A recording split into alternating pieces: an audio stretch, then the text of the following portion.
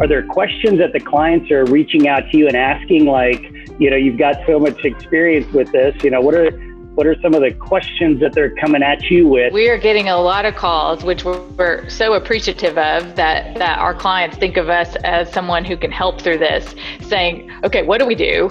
Do we need to change? Do we need to, how do we even jumpstart this? How do we get from here to there?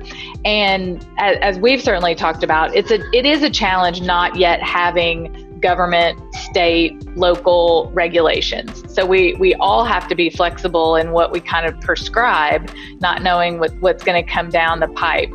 But here, we really believe, just from what we've seen so far, access mitigation and density are going to be the two biggest challenges when you first try to go back in. So you've certainly seen a lot of it. We have a lot of really dense workplaces, and we're going to get some sort of social distancing requirement. I think 6 feet, we've all come to kind of embrace that over the past weeks. We can kind of assume it may be 6 feet. And so starting to analyze the floor plans right now of where do we have problems in different spaces where people can't be 6 feet apart? What are the red zones? What are the large amenity spaces that are going to take a lot more unwinding to figure out how they reopen? And then aside from density, I mentioned what we've been calling access mitigation. Mm-hmm. So if you have a large campus, you may not, and say I'm an employee who could access every building.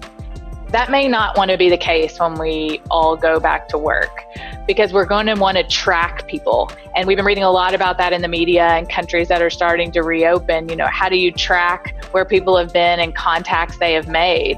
So in large workspaces, we're going to want to do that on a smaller scale, so that if a portion has to be shut down and cleaned, it doesn't take the whole business back home again.